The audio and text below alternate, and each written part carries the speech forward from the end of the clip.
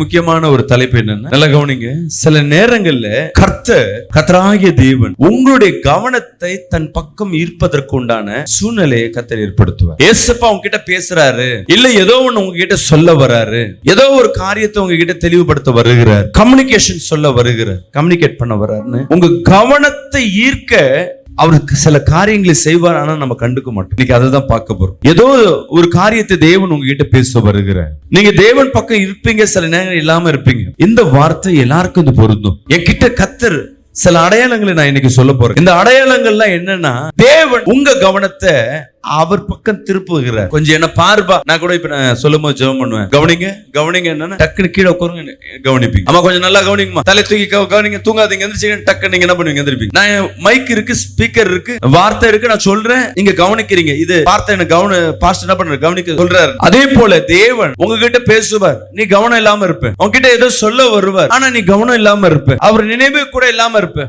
ஆனா அவர் கவனத்தை, உங்களுடைய கவனத்தை அவர் பக்கமாய் திருப்புவதற்கு சில அறிகுறியும் சில அடையாளங்களையும் உங்க இடத்துல தென்படுத்துவார். அதை சில நேரம் நம்ம புரிஞ்சுக்க மாட்டோம். புரிஞ்சுக்காம வேற ஒரு சிந்தனையில, வேற ஒரு நினைவுல நம்ம வாழ்க்கையை என்ன பண்ணி கொண்டிருப்போம், நடத்தி கொண்டே இருப்போம். நான் சொல்றது புரியுதுங்களா? தேவன் சில நேரங்கள்ல முதல் காரியம் பாயிண்டா எழுதி வச்சுக்கோங்க. முதல் காரியம், ஏதோ ஒரு வியாதி, ஆதியில நீங்க உங்க வாழ்க்கையில முன்ன ஒரு வியாதி இருந்திருக்கும், முன்ன ஒரு பிரச்சனை இருந்திருக்கும், அது சரியாயிட்டு இருக்கும். கர்த்தர் கிளியர் பண்ணிட்டாரு, எனக்கு முற்றிலும் போயிடுச்சுன்னு சொல்லிட்டு நீங்க என்ன பண்ணிருப்பீங்க, நிறைய சாட்சிகள் கொடுத்திருப்பீங்க.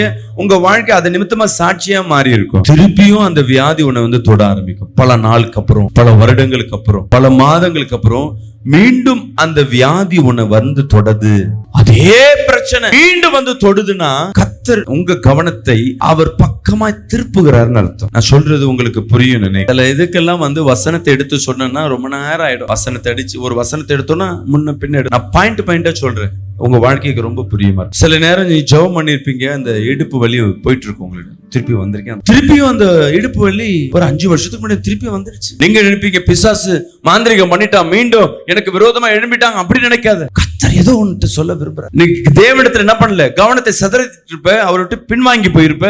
ஒருவேளை அவர் பேசுற சத்தத்தை கேட்காதபடி நீ அசட்டை பண்ணி கொண்டிருக்கலாம். ஒருவேளை பாவத்துல இருக்கலாம், ஒருவேளை வேதனையில இருக்கலாம். தேவன் என்னிடத்துல பேசி என்கிட்ட வா அப்படின்னு சொல்லுவதற்காக மீண்டும் அந்த வியாதியையும் அந்த வேதனையும் தேவன் உண்டு பண்ண வாய்ப்புகள் உண்டு. கூட நான் என்ன சொல்றேன்னு புரியுதுங்களா? ஒருவேளை ஏன் இந்த போன பிரச்சனை திருப்பி வந்துருச்சு, நல்லா தானே போயிட்டு இருந்தது, இந்த வியாதி ஏன் எனக்கு வந்துருச்சு திருப்பியும்? எத்தனை பேருக்கு இந்த மாதிரி அடிக்கடி இந்த மாதிரி டவுட் வரும்? நீங்க நினைப்பீங்க பிசாசு மாந்திரிகம் பண்ணிட்டான், அது ஒரு காரணம் இருக்கலாம். தேவன் மீண்டும் நீ ஆதியில இந்த பிரச்சனை அது எப்படி தீர்ந்ததுன்னு யோசிச்சு பாத்தீங்கன்னா, தேவ சமூகத்தில் நீங்க காத்திருப்பீங்க, அதிகமா போயிருப்பீங்க, அதிகமா ஜெபம் பண்ணிருப்பீங்க, அதிகமா காத்திருப்பீங்க, அதிகமா உபவாசம் எடுத்திருப்பீங்க, சில பாவங்கள் செய்யக்கூடாதுன்னு விட்டு இருப்பீங்க. மீண்டும் அது உங்க வாழ்க்கையில தலை தூக்குதுன்னா, ஒருவேளை தேவன் ஏதோ உங்ககிட்ட சொல்ல வர்றார், அதனால அதை காட்டி என்கிட்ட வா.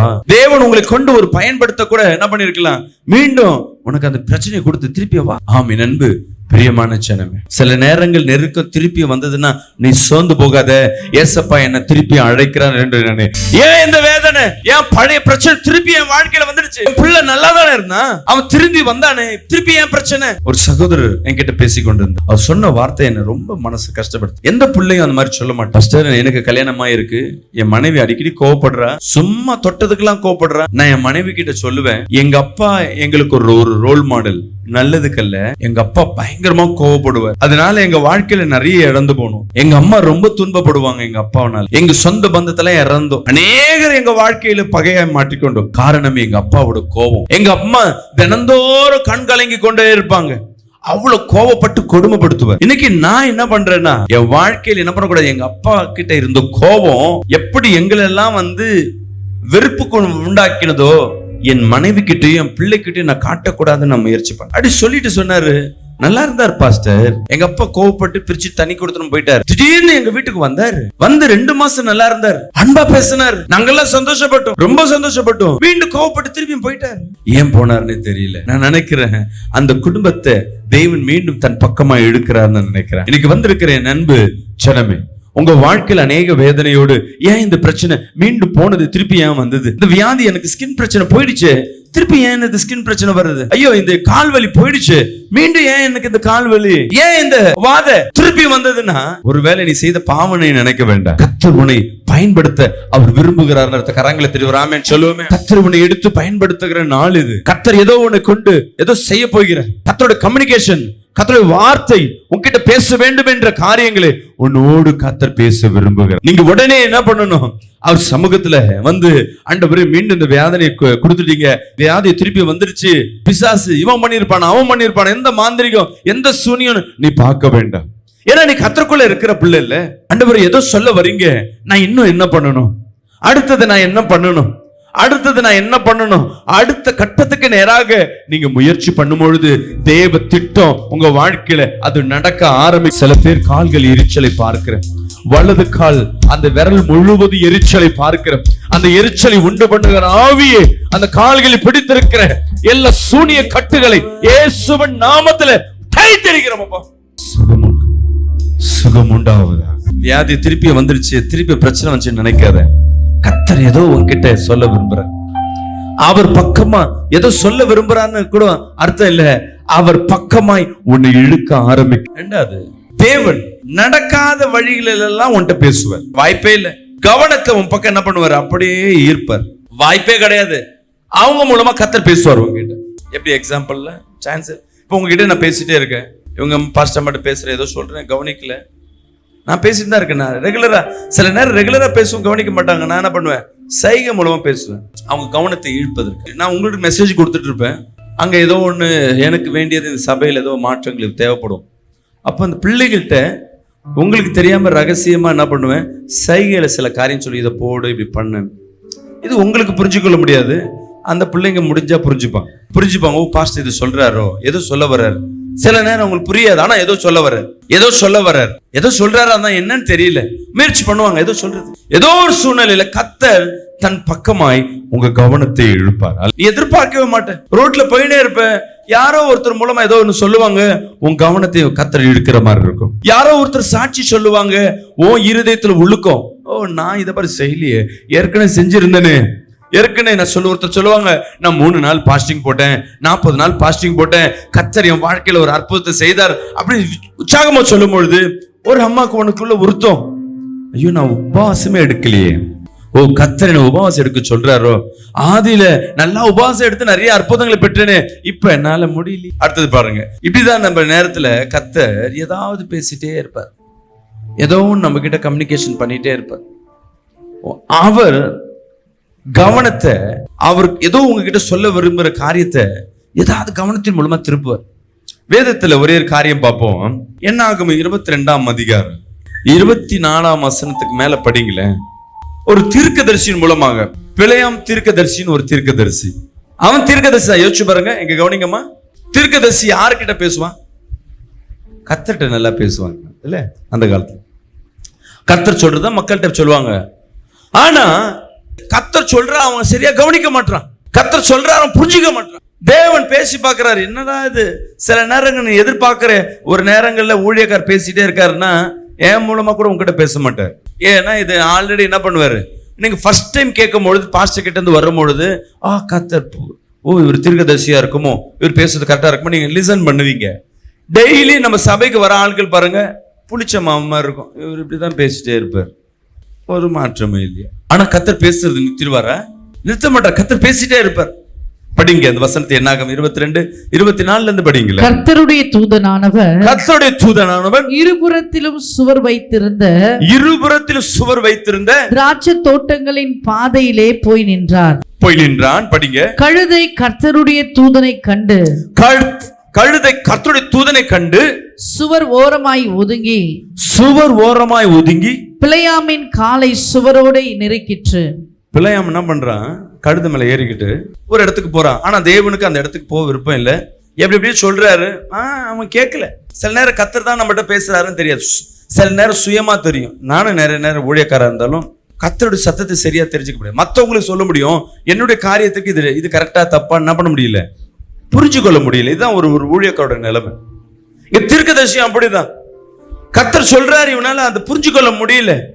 நான் பாட்டு என்ன பண்றேன், போறான். அந்த கழுதைக்கு முன்பாக ஒரு தேவதூதன் வந்து நிக்கிறான். அது யார் கண்ணுக்கு தெரியல, தீர்க்கதரிசி கண்ணுக்கு தெரியல. அந்த தேவதூதனை பார்த்துட்டு இந்த கழுதை என்ன பண்ணது, செவுரு ஓரமா போய் இப்படி ஓரமா போகுது, அவர் மேல இடிக்க கூடாதுன்னு. யாரோ ஒரு ஆள் நிக்கிறாங்க, இடிக்கூடாது, ஓரமா போறாரு. இவர் மேல உட்கார்ந்துருக்காரு. செவுரு ஓரத்துல போனா என்ன ஆகும், கால் உராயுது, இவருக்கு கால் தேயுது. கோபம் யார் மேல, நடு ரோடு எவ்வளவு ரோடு இருக்கு, அதை விட்டுட்டு ஓரமா போறியா, அந்த கழுதையை போட்டு என்ன பண்றது, அட்டாக் பண்றது. நிறைய நேரம் நம்ம பிள்ளைகளை அடிப்போம், நிறைய நேரம் நம்ம கணவனை திட்டுவோம், நிறைய நேரம் எங்க மாதிரி ஊழியக்காரங்களையும் திட்டுவீங்க. ஒரு விடுதலையும் இல்லையப்பா. சபை உன் விடுதலைக்கு மட்டும் இல்லம்மா, சபையை தேடி வருவது தேவனுடைய கட்டளை. நம்ம ஓய்வு நாளுக்கு சர்ச்சைக்கு வரல, என் வாழ்க்கையில ஒரு விடுதலையும் இல்லை பாஸ்டர், ஒரு அற்புதம் நடக்கல. அற்புதம் நடக்கலன்றதுனால தேவ வார்த்தை, அதனாலதான் கர்த்தர் என்ன பண்றாரு, அந்த அற்புதத்தை செய்யாம இருக்கிற. ஒருவேளை அந்த அற்புதத்தை செஞ்சுட்டாங்க என்ன பண்ண மாட்டாங்க, அவங்க வர மாட்டாங்க. அதனாலே சில நேரங்கள் அந்த அற்புதங்களை தாமதிப்பான். படிங்க. திரும்பவும் அதை அடித்தான். திரும்பவும் ஒன்ஸ் மோர். யார் அடிக்கிறான், கழுதைய. அந்த கழுதை கரெக்டா செஞ்சிட்டு இருக்கு. உள்ள தேவதூதன் முன்னாடி தெரியுறான். கழுத கண்ணுக்கு தேவதூதன் தெரிகிறான், ஆனா ஒரு தீர்க்கதரிசிக்கு அந்த கண்கள் மறைக்கப்பட்டிருக்கு. இன்னைக்கு நிறைய நேரம் நம்ம ஜெபிப்போம், கர்த்தர் எப்படி பேசுறார், என்ன சொல்ல வர்றார் புரிஞ்சுக்க முடியாது. ஏதோ உங்ககிட்ட சொல்ல வருகிறார், அதை தெளிவா உங்களால புரிஞ்சுக்க முடியாது. ஏதோ செய்ய உங்ககிட்ட விரும்புகிறார், அதை உங்களால் தெளிவாய் புரிஞ்சு கொள்ள முடியாது. அப்போ கர்த்தர் என்ன பண்றாரு, வேற விதமா ஏதோ ஒரு செய்கை மூலமாக, ஆக்ஷன் மூலமாக, வேற ஒருத்தர் மூலமாக கூட கர்த்தர் உன்னை பேச முடியும். படிங்கம்மா. அப்பொழுது கர்த்தருடைய தூதன் அப்புறம் போய் வலது புறம் இடது புறம் விலக வழி இல்லாத இடுக்கமான இடத்திலே, இந்த வழியில போய் என்ன பண்ணிருக்கிறான், மறைக்கிறான், போக கூடாது. அந்த ரோட்ல நின்றுகிட்டு, ரெண்டு பக்கம் புல்வெளி இருக்கு, அங்க விளைச்சல் நிலம். விளைச்சல் நிலத்துல என்ன பண்ணக்கூடாது, யாரும் போக கூடாது. ஏன்னா அது அவங்க விளைச்சல் அடிப்பாங்க, திட்டுவாங்க, இல்ல அது ஆசீர்வாதத்துக்கு கெடுது. ரோடு இருக்கிற இடத்துல குறுக்க மறைக்குவோம். இந்த கழுதை என்ன பண்ணுது, இப்படியும் போகல அப்படியும் போகல, யாரோ குறுக்க என்ன பண்ணிடுச்சு, விளைச்சல் நிலத்துக்குள்ள இறங்கிடுச்சு. படிமா. கழுதை கர்த்தருடைய தூதனை கண்டு பிலேயாமின் கீழ் படுத்துக் கொண்டது. என்ன பண்ணிச்சா, நான் போக முடியலப்பா, இங்க இவன் போனா இங்க அடிப்பான், ஓரமா போனா, நான் கீழ் படுத்துக்குச்சு. பிலேயாம் கோபம் மூண்டவனாகி கழுதையை தடியினால் அடித்தான். உடனே கர்த்தர் கழுதையின் வாயை திறந்தார். அல்லேலூயா. இங்கதான் ஒரு அற்புதம். தேவன் பேசணும்னு நினைச்சிட்டா கழுதைய வாயை கூட திறக்க முடியும். அல்லேலூயா. விசுவாசிகளாமே சொல்லுவோமே, எனக்கு இவர் தான் பேசணும், தீர்க்கதரிசி தான் பேசணும், இங்க இருந்து தான் எனக்கு அற்புதம் நடக்கணும், இப்படிதான் நடக்கணும் இல்ல. கர்த்தர் நினைச்சாருன்னா, உன்கிட்ட பேச விரும்புகிறாருன்னா, அவர் கவனத்தை உன் பக்கம் திருப்புகிறாருன்னா, அவர் கழுதையை கொண்டும் அவரால் பேச முடியும். கழுதை பேசுது. அது பிலேயாமை பார்த்து, நீர் என்னை இப்பொழுது 3 தரம் அடிக்கும்படி நான் உமக்கு என்ன செய்தேன் என்று கழுதை சொல்லுது.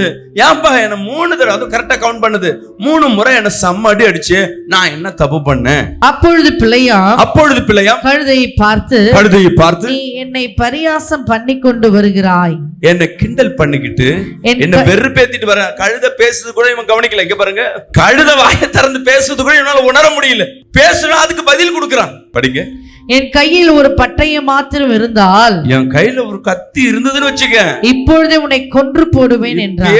வாயை அறுத்து போட்டுருவேன். கர்த்தர் பிலேயாமை நோக்கி, நீர் என்னை கை கொண்ட காலம் முதல் இந்நாள் வரைக்கும் நீர் ஏறின கழுதை நான் அல்லவா? இப்படி உமக்கு எப்போதாகிலும் நான் செய்தது உண்டா என்றது. கழுதை சொல்லுது, இத்தனை வருஷம் நான் என்னைக்காவது உனக்கு தீங்கு செஞ்சிருக்கிறேனா? கழுதை சொல்லுது. அதற்கு அவன் இல்லை என்றான். அப்பொழுது கர்த்தர் பிலேயாமின் கண்களை திறந்தார். இப்பதான் பிலேயாமுக்கு தெரியுது கர்த்தர் கழுதை மூலமா பேசுறாரு.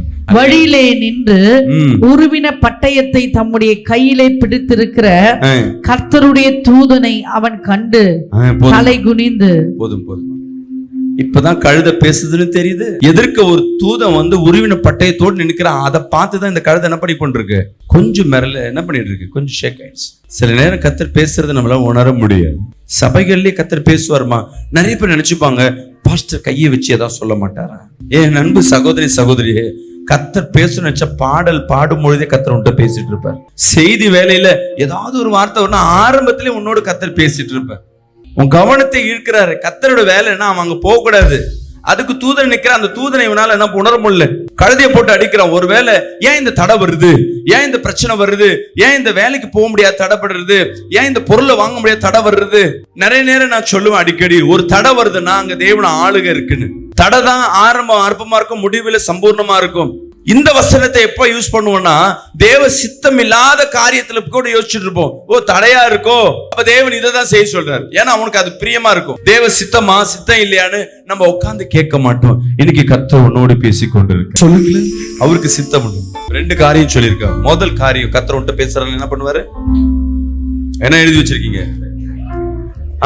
பழைய பிரச்சனை, பழைய வியாதி திருப்பி வந்திருக்கும். இப்ப என்ன சொல்றேன்னா, கர்த்தர் நீ அறியாத வழியின் மூலமா கர்த்தர் உன்கிட்ட பேசுவார். 3வது, இது சொல்றது கஷ்டமா தான் இருக்கு, சில உன் வாழ்க்கையில திறந்து இருக்கிற வழியை டக்குன்னு மூடுவேன். இவன் நான் பேசிட்டே இருப்பேன், மியூசிக்கும் வாசிட்டே இருப்பான், நான் பேசுறது சரியா உன்கிட்ட கேட்காது, உடனே மியூசிக்லாம் எடுத்துப்பான், நான் பேசுறேன். சபையில நிறைய பேர் கவனிச்சிருப்பேன். நல்ல வேலை போயிட்டு இருக்கும், திடீர்னு வேலை நம்மளை விட்டு இறந்து போயிருக்கும். நல்ல குடும்பத்துல ஒரு சமாதானம், திடீர்னு ஒரு சமாதானம் சீர்கெடுப்பு இருக்கிற. அதாவது நான் சொல்லுவாங்க, திறந்திருக்கிற ஆல்ரெடி உனக்காய் திறக்கப்பட்ட ஜபத்தினால் திறக்கப்பட்ட வழி, இல்ல ஆல்ரெடி திறந்திருக்கிற வழி திடீர்னு மூடும். ஏதோ ஐயோ என் பிசினஸ் திடீர்னு வேலை திடீர்னு போயிட்டு இருக்கும், நல்லா இது பிரச்சனையே இருக்காது நீ நினைச்சிருப்ப, திடீர்னு அந்த ஆசீர்வாதம் மூடும். யாரோ ஒருத்தர் உனக்கு உதவி செய்து கொண்டே இருப்பாங்க, உதவி செய்யறவங்க திடீர்னு இல்லாம போயிடுவாங்க, காணாம போயிடுவாங்க, மூடிடும். டெம்பரவரி கூட இல்ல, பர்மனண்டா கூட மூடப்படும். உன்னுடைய கவனம் கர்த்தர் பக்கமாய் திரும்புவதற்கு கர்த்தர் இப்படியும் செய்வார். சில பேருக்கு ஆசீர்வாதம் சடன்னா கட் ஆகும், போயிட்டே இருக்கும். திடீர்னு ஒரு ஆசீர்வாத தடை, திடீர்னு ஏதோ ஒரு ஆசீர்வாத குலைச்சல் ஏதோ ஒன்று ஏற்படும். உடனே யோசிங்க, கர்த்தர் ஏதோ ஒரு திட்டத்தை என் வாழ்க்கையில வைத்திருக்க. கர்த்தர் கவனத்தை உன் பக்கம் திருப்புவார், நிச்சயமாகவே திருப்புவார். ஐயோ இந்த தடை வந்துருச்சு, நல்லா போயிருக்க, வேலை போயிடுச்சு, நான் ஜெபம் பண்ணிட்டு தான் இருக்கேன், அப்ப ஜெபம் சரியில்லையா? இல்ல, கர்த்தர் இன்னும் உன்கிட்ட ஏதோ எதிர்பார்க்கிற. கரெக்டா போயிட்டே இருக்கு, எல்லாம் போயிட்டு இருக்கனால நீ என்ன பண்றது இல்ல, கர்த்தருடைய சத்தத்திற்கு நீ செவி கொடுக்கறது இல்ல. அதனால இருக்கிற ஆசீர்வாதத்தை நல்லா எதுவும் தெளிவா இருக்கு, அது பிரச்சனையே இருக்காது, அந்த பிரச்சனையில வந்து நிற்கும். வண்டி நல்லா போயிட்டே இருக்குமா, வண்டி இதுவரை ரிப்பேர் சின்ன இருக்கும், திடீர்னு வண்டி ரிப்பேர் ஆகும், திருப்பி எடுக்க முடியாத சூழ்நிலை. கவனிச்சிருப்பீங்களா? எக்ஸாம்பிள், வீட்டுல கூட ஒரு மிக்சியோ ஃப்ரிட்ஜோ நல்லா ஓட ரிப்பேர் ஆகும், திருப்பி கேஸ் ஸ்டவ் திருப்பி ரிப்பேர் ஆகும், சரி பண்ணிட்டு போயினே இருக்கும். திடீர்னு ஒரு ஃபால்ட் வரும், திருப்பி அதை என்ன பண்ண முடியாது, சீர் செய்யவே முடியாத அளவுக்கு ஒரு பிரச்சனையை உண்டுபடும். இதற்கு காரணம் என்னன்னா, கர்த்தர் உங்களுடைய கவனத்தை அவர் பக்கம் இழுக்கிறார். அதற்கு பிசாசு தடை, மாந்திரிகம் எது வேணா நீ சொல்லியிருக்கலாம். ஆனா நீங்க என்ன நினைச்சுக்கணும்னா, தேவன் அவர் பக்கமா என்னை இருக்கிறார். சொல்லுங்களேன், இதயத்துல கை வச்சு, எசப்பா இந்த தடைக்கு காரணம், இந்த ஆசீர்வாத இழப்புக்கு காரணம், நீர் ஏதோ என்கிட்ட பேச விரும்புகிறீர், என்னோட கவனத்தை ஏதோ உன் பக்கம் திருப்ப விரும்புகிறீர். அப்பா உடனே என்னோட கவனத்தையும் என் சிந்தனையும் என் செயல்பாடுகளையும் உன் பக்கம் நான் திரும்புறேன்பா. இந்த பிரச்சனையில இருந்து, இந்த அழிவுல இருந்து எனக்கு ஒரு விடுதலை கொடுங்க. உடனே ஜெபம் பண்ணணும். உன் ஜெபம் இவன் பண்ணிருப்பான் அவன் பண்ணிருப்பான் இல்ல, கர்த்தர் என்கிட்ட என்ன பண்றாரு, ஆதியில இருந்தது போல ஜெபம் பண்ண சொல்றாரு, ஆதியில முழங்கால் போட்டது போல ஜெபம் பண்ண சொல்றாரு, சபையில ஆதியில ஊழியம் போல செய்ய சொல்றாரு. மீண்டும் நான் செய்ய போறேன், அப்பா எனக்கு உதவி செய்யுங்க, இந்த ஆசீர்வாதத்தை மீண்டும் கொடுத்துருங்க. இதை எடுத்தாதான் நீ செய்வ. என் பையன் அடிக்கடி என் பையனை தான் எக்ஸாம்பிள் சொல்றேன். PlayStation 2ன்னு ஒரு வீடியோ கேம் வாங்கி கொடுத்தேன். அவனுக்கு அது ரொம்ப பிடிக்கும். ஜெபம் பண்ணணும், சர்ச்சுக்கு வரணும், ஒழுங்கா இருக்கணும், இங்க மியூசிக் வாசிக்கணும், காலையில என் கூட சர்வீஸ்க்கு எங்க ப்ரேயர் இருக்குமோ, எங்க இருக்கும் போதுல உன் என்டர்டைன்மெண்ட் எங்க இருக்கணும் அங்கதான் இருக்கும். மீதி நேரத்துல என்ன பண்ணு, உன் இஷ்டத்துக்கு இருந்துக்கும். எப்பயாவது பார்த்துட்டே இருப்பேன், இங்க கவன சிதறல் இருக்கும், ப்ரேயர் பண்றதுக்கு கவன சிதறல் இருக்கும், போய் மொபைலை நோண்டிட்டு இருப்பான். இவனை என் பக்கம் வலிக்கிறதுக்கு என்ன பண்ணுவேன்னா, இவனுக்கு ஏற்கனவே ஒரு ஆசீர்வாதத்தை கொடுத்துருப்பான் பார்த்தீங்களா, இந்த PlayStation, அதை எடுத்து வெளியே வச்சு, அப்பா ஏன் படிக்கிறீங்க, ஏன் படிக்கிறீங்க, நான் எவ்வளவு நேரம் சொன்னா கேட்கலையா, ஒழுங்கா என்ன பண்ணு, நான் பார்ப்பேன், 2 மாசம் உனக்கு டைம், 2 மாசம் இங்க டைம்ல நான் சொல்ற மாதிரி செய்யல, என்ன பண்ணுவேன், இது தூக்கி உடைச்சு போட்டுருவேன், இல்ல திருப்பி உன்கிட்ட கொடுப்பேன். என்ன செய்யறேன், சரிப்பா சரி. எனக்கு அந்த அவன் கிட்ட இருந்து புடுங்க நான் திருப்பி கொடுக்க கூடாது என்னமா, ஏன் என்ன அந்த வீடியோ கேம் மேல என் எண்ணம் இருக்கா, இல்ல எனக்கு என்ன வீடியோ கேம் இல்ல, இந்த புள்ளை என் பக்கமா திரும்பணும். நம்ம கூட சொல்லுவோம், வருஷம் உனக்கு வந்து டூருக்குலாம் இட்டுட்டு போவேன், பிள்ளைங்கிட்ட நம்ம சொல்லுவோம், ஐஸ்கிரீம்லாம் ஒழுங்கா நீ இதை செஞ்சுன்னா நான் அந்த கடைக்கு இட்டுட்டு போறேன், ஒழுங்கு நம்ம சின்ன பிள்ளைங்களுக்கு நம்ம சொல்லுவோம், நம்ம பிள்ளைங்களுக்கு சொல்லுவோம், ஒழுங்கா இங்க வந்தீங்கன்னா எனக்கு ஒரு முத்தம் கொடுத்தீங்கன்னா நான் உனக்கு அதை வாங்கி தரேன். சின்ன குழந்தைகிட்ட கூப்பிட்டு சொல்லுவோம். அந்த குழந்தை என்ன பண்ண, அந்த சாக்லேட்டுக்காக அதோட முத்தத்துக்காக என்ன பண்ணுவான், நான் சாக்லேட் வாங்கி, அது கவனத்தை என்ன பண்ணுவேன், சில பிள்ளைங்களை வெறுப்பேற்று கையில ஏதாவது இருக்குன்னு வச்சுங்களேன், அது பிள்ளைங்க ஆசையா ஏதாவது சாக்லேட்டோ அதுக்கு முன்னாடி இருக்கா அதை பிடுங்கி வச்சுப்பேன். அந்த குழந்தை குடு எனக்கு வராது, கிட்ட கூட வராது அந்த பிள்ளை. அந்த சாக்லேட்டை பிடுங்கின உடனே அவனை முறைச்சி பார்த்துருக்கோம். ஒழுங்கா வந்து ஒரு முத்தத்தை கொடுத்து இதை எடுத்துட்டு போகும். 4 குழந்தைகிட்ட அது மாதிரி பண்ணேன்னா 2 குழந்தை அழகா வந்து என்ன பண்ணும், அதுக்கு வேண்டியது அது. ஒரு குழந்தை சாக்லேட்டை வேணாம், ஒன்றும் வேணாம், நீயும் வேணாம், போயான்னு போயிடும். அது நம்மளை அழுதது வேற எல்லாம் சாக்லேட் கொடுத்து அனுப்பிச்சிடும். நம்மளுக்கு வேண்டியது அங்கே கிடைக்கல. கர்த்தர் இப்படிதான் சில பேர் என்ன பண்ணுவாரு, இந்த உலகத்துல ஒரு 10 பேருக்கு அந்த அவர்கிட்ட இருக்க ஆசீர்வாதத்தை பிடுங்குறாருன்னு என்ன அர்த்தம், தன் பக்கமா வரணும், அவர் சொல்றதை நீ செய்யணும்னு எதிர்பார்ப்பார். சில இது நீ என்ன பிடுங்கினாலும் சரி, நான் இப்படித்தான் இருப்பேன், சர்ச்சுக்கு வர மாட்டேன், ஒன்றும் பண்ண மாட்டேன், ஏசு கொடுத்தா கொடுக்கட்டும், கொடுக்காட்டி போட்டோம். வித்தியாசங்கள் புரியுதுங்களா? சின்ன விளக்கம் தான். உங்க வாழ்க்கையில் நடக்கிற மாதிரி தான் ஏசப்பா செய்வார். நல்லா போயிட்டே இருந்தது, ஐயோ இந்த வண்டி ஏன் போயிடுச்சு என்ன விட்டு. நல்லா வீடு இருந்தாங்க, திடீர்னு வீட்டு ஹவுஸ் ஓனர் என்ன பண்ணிட்டாரு, 10 வருஷமா இருக்கு கடை ஒரே இடத்துல வச்சிருந்த வீடு இங்கே இருந்தது, அவங்க வீடு கட்டினா எனக்கு காலி பண்ண சொல்லிட்டாங்க. நான் என்ன பண்ணிட்டேன், இங்கேருந்து வர சூழ்நிலை என்ன பண்ணேன், கர்த்தர் கவனத்தை உன் பக்கம் இருக்க இந்த இருந்த ஆசீர்வாதம் உன் கிட்ட இருந்து போயிருக்கு. இப்ப நீ இன்னும் ஜெபிக்க இழந்ததை காட்டிலும் ரெட்டிப்பா கர்த்தர் திருப்பி கொடுக்க வல்லவரா இருக்கிற. மோதிரம் பொண்ணும் பிடிக்கும், அது ஏதோ ஒரு கிளாஸ்மேட்டோ இல்ல பிள்ளைங்க, ஏதோ வாலிப பிள்ளைங்க என் பையனுக்கு எல்லாம் கொஞ்சம் வாங்கி கொடுத்துட்டாங்க. அவன் எது இருந்தாலும் எது மேல ஆசைப்பட்டிருந்தான், அந்த மோதிரம். ஒரு முறை ஏதோ டார்ச்சர் பண்ணான். இவனை என்ன டார்ச்சர் பண்றது நான் யோசிக்கிறேன். இவங்க கிட்ட இருக்கிறத எதை புடுங்குறது, அந்த மோதிரத்தை கொடு அப்படின்னு அழுதுகிட்டே கொடுத்தான். தூக்கி ரோட்ல அடி, பாப்பா வேணப்பா இப்பயே ரோட்ல தூக்கி போடு. ரொம்ப வேதனைப்பட்டான். அந்த தூக்கி போடுற வரையும் அவனுக்கு உயிர் போன மாதிரி ஆயிடுச்சு. ரோட்ல இப்பயே தூக்கி போடுறியா, நீ செஞ்சதுக்கு இதுதான் உனக்கு பனிஷ்மெண்ட். கடுமையா சொன்ன, அழுதுட்டே போட்டான். உள்ள வந்து பாஸ்டர்மா ஏங்க அதை நான் போய் எடுத்துட்டு வந்துட்டுமா, கோவத்துல வேணான்ட்டு.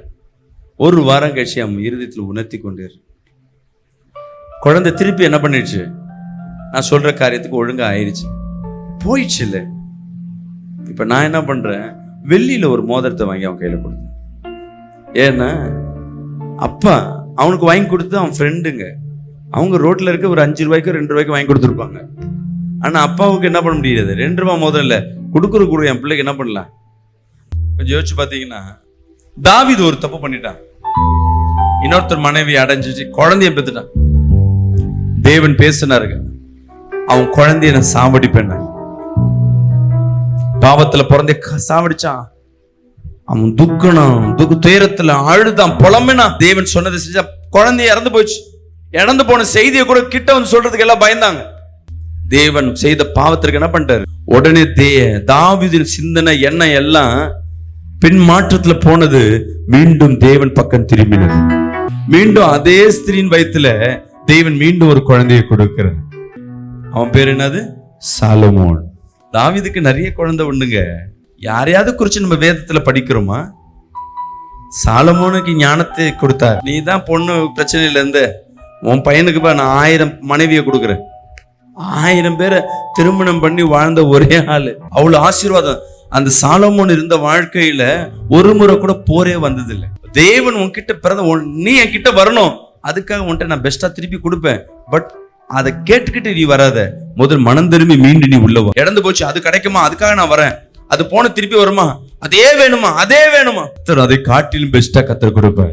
அந்த கட்டத்துல அந்த காலகட்டத்துல இருக்கும்போது இது மட்டும் தான் பெஸ்டா தெரியும், அதெல்லாம் தெரியாது. நீ இதை விட்டு கொஞ்சம் வெளியே வந்து தேவ பக்கமா உன் சிந்தனையும் உன் எண்ணத்தை நீ திருப்பும் பொழுது கர்த்தர் அவருக்கு உண்டான ராஜ்யத்தை, இதை காட்டிலும் ஒரு விசேஷமான காரியத்தை உங்க வாழ்க்கையில அவர் தர வல்லவரா இருக்கிற. அடுத்தது தேவன் அவர் பக்கமா இவனை திருப்ப அவர் செய்யற காரியம், கடினமான வாதைகளையும் பிரச்சனையை தேவன் கொடுப்பார்.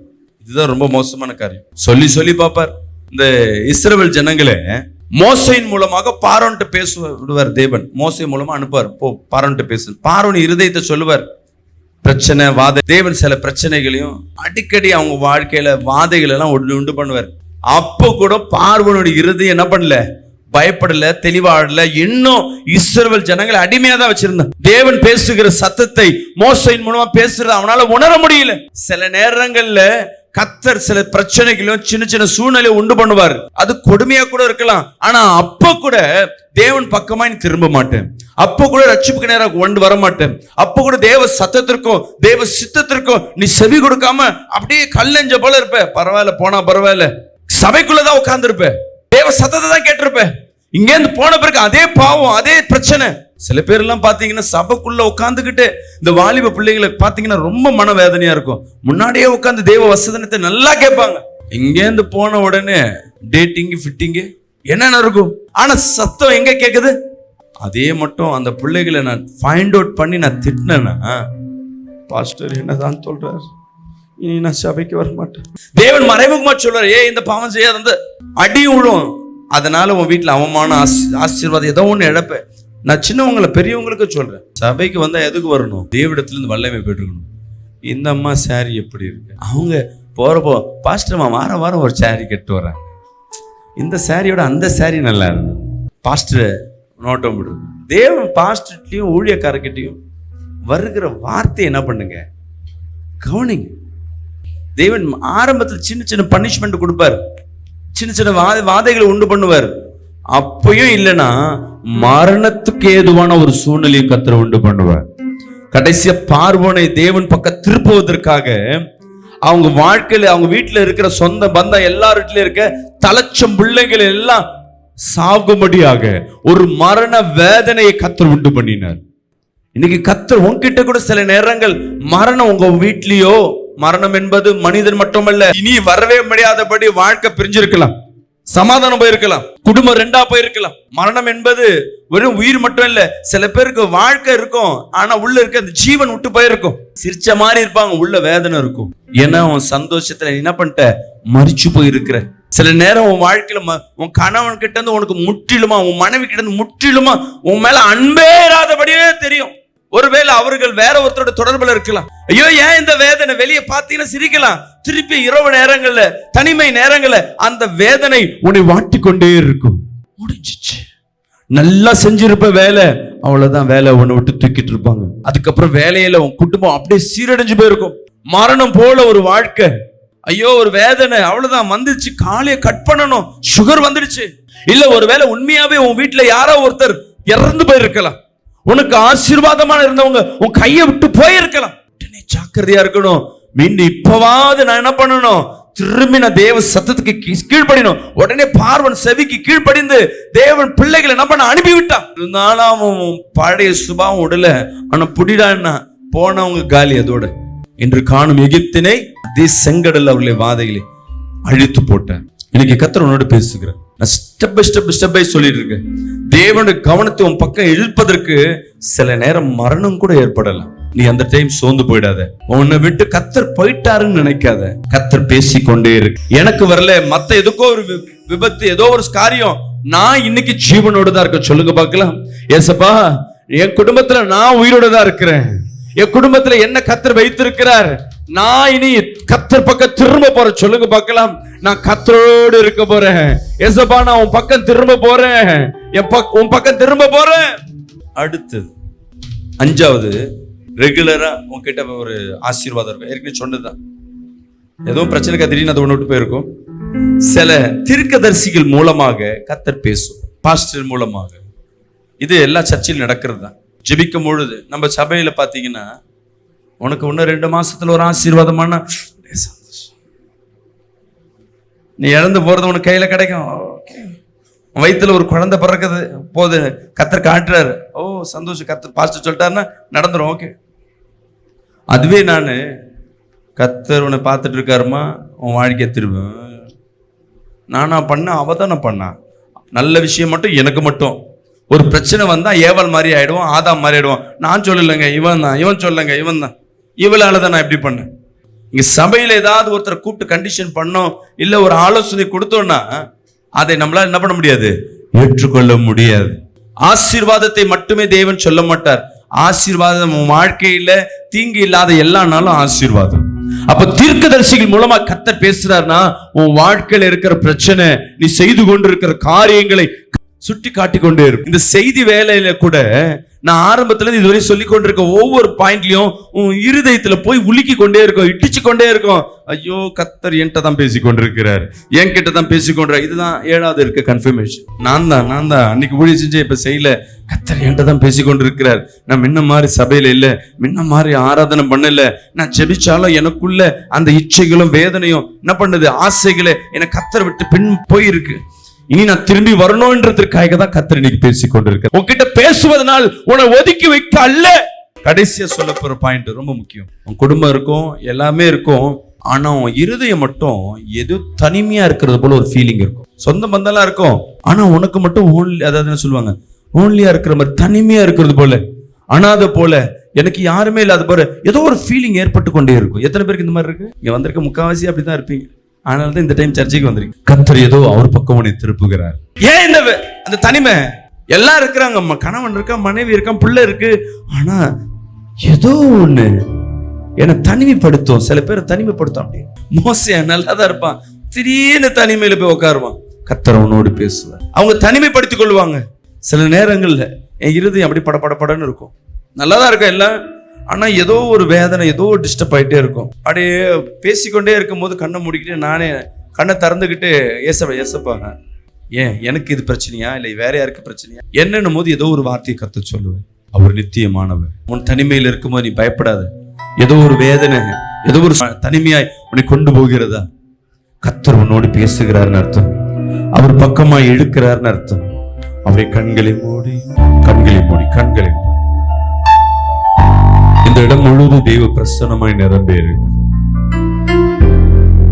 ஓ மகிமை மகிமை மகிமை மகிமை மகிமை.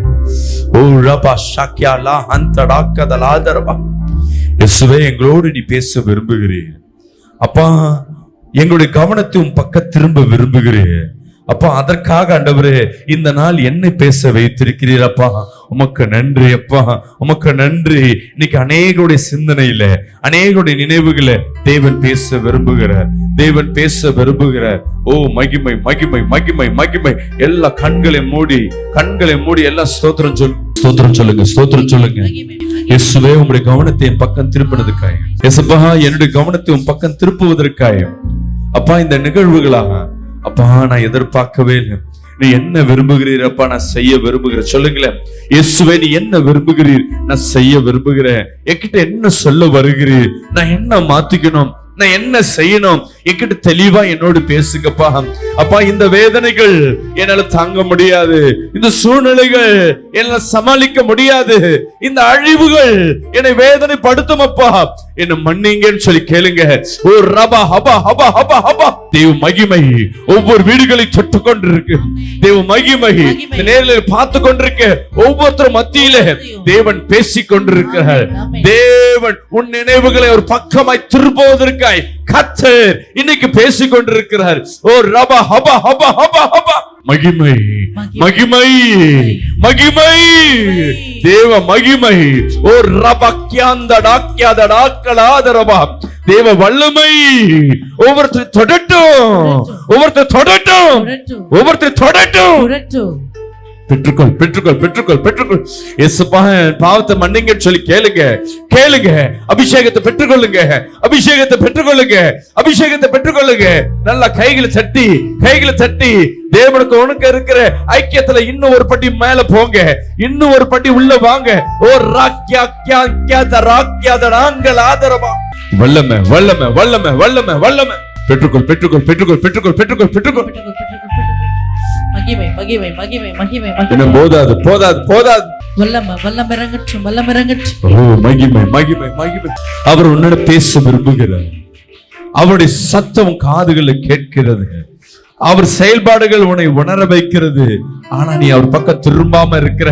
மீண்டும் கர்த்தர் உன்னோடு பேசிக் கொண்டிருக்கிற. மீண்டும் ஒரு வாய்ப்புகளை கர்த்தர் உன்னோடு கொடுத்து கொண்டிருக்கிறார். ஓ ராக்யாங்கலாதடாக்கலாதரபா. மகிமை. தேவ வல்லமை இறங்கட்டும். ஒவ்வொருத்தர் மேலே தேவ அபிஷேகம் இப்பொழுது இறங்கும்படியாக இயேசுவின் நாமத்துல போதாது. இன்னும். ஓ வல்லமை. ஒவ்வொரு வீடுகளுக்குள்ள தேவ வல்லமை பெற்றுக்கொள்ளக்கூடாதபடி, தேவ அபிஷேகத்தை பெற்றுக்கொள்ளக்கூடாதபடி, தேவ சத்தத்தை உணர முடியாதபடி தடை போடுகிற பொல்லாத ஆவியே, பில்லி சூனியத்தின் ஆவியே உன்னை சுட்டரிக்கிற இயேசுவின் நாமத்தில் ஜெபிக்கிறோம் எங்க நல்ல பிதாவே. கர்த்தர் உங்களை ஆசீர்வதிப்பாராக. இந்த நித்தியம் பிரயர் டவர் தண்டியார்பேட் பகுதியில் வாங்குவதற்காய் ஏற்கனவே பேசி கொண்டிருந்தோம். தொடர்ந்து இந்த 2 மாதங்கள் அந்த இடத்துக்கு உண்டான அட்வான்ஸும் கொடுத்தாச்சு. வாடகை இடத்துல ரொம்ப கஷ்டப்படுறோம். வாடகை இடத்துல அந்த வாடகை கொடுக்க முடியல, டிஸ்டர்பன்ஸ் நிறைய இருக்குது. கர்த்தருடைய சித்தத்தின்படி மெயின் ரோட்டில் ஒரு இடத்த வாங்குவதற்குண்டான சித்தத்தை கர்த்தர் வைத்திருக்கிறார். அநேகர் தங்கி ஜெபிப்பதற்காய் தூரதேசத்துலேருந்து வருகிறவங்க தங்குறதுக்கு இடம் இல்லை. ஸோ அதனால் தங்குறதுக்கும் அங்கே இடத்த நாங்கள் ஆயத்தப்படுத்தி வச்சுருக்கிறோம். நல்ல ஒரு பஸ் ஸ்டாண்டு பக்கம், மெட்ரோ, தண்டையார்பேட்டை மெட்ரோ இறங்கணுன்னு பக்கத்து பில்டிங்கை தான். பஸ் ஸ்டாண்டு பக்கத்தில் மெயின் ரோட்லேயும் நீங்கள் முன்பாக வந்தால் கூட அங்கே இலவசமாக நம்ம இடத்துல தங்கிக்கலாம். இதற்காக ஒரு இடத்த ஆயத்தப்படுத்திருக்க ஒரு இடம். அந்த இடத்தின் விலை 3 கோடி ரூபாய், ஒரு ஸ்கொயர் ஃபீட் 15,000 ரூபாய். நீங்களும் பொருத்தனை பண்ணுங்கள். கர்த்தர் என் வாழ்க்கையில் அற்புதம் செய்யணும். அநேகர் பொருத்தனை பண்ணி அவங்க வாழ்க்கையில் அநேக ஆசீர்வாதத்தை பெற்றிருக்கிறாங்க. நீங்களும் அந்த ஆசீர்வாதத்தில் பங்கு பெறுங்க. உங்களால் முடியாத காரியம் ஒன்றும் இல்லை. ரொம்ப கடினமான காரியம்தான். ஒரு ஆலயத்தை கட்டும்பொழுது கர்த்தர் உங்கள் குடும்பத்தை கட்டுவார். உங்கள் திருமண காரியத்தை கர்த்தர் நடத்துவார். தடைகளை உடைப்பார். பிள்ளைகள் சமாதான குறைச்சியை மாற்றுவார். வருமான தடையை மாற்றுவார். ஏன்னா தேவ ஆலயம் இன்றைக்கி இருக்கிற நெருக்கத்தின் மத்தியில், இன்றைக்கி நிறைய எதிர்ப்புகள் மத்தியில் ஒரு ஆலயம் கட்டுறோன்னா பெரிய காரியம். அந்த ஆசீர்வாதத்தில் நீங்களும் பங்கு பெறுங்க. இந்த செய்தி நீங்கள் கேட்குறீங்கன்னா கர்த்தர் உங்களை தொடரான்னு அர்த்தம். இந்த ஆசீர்வாதத்தில் எங்களோடு பங்கு பெறுங்க. God bless you. கர்த்தர் உங்களை ஆசீர்வதிப்பார்.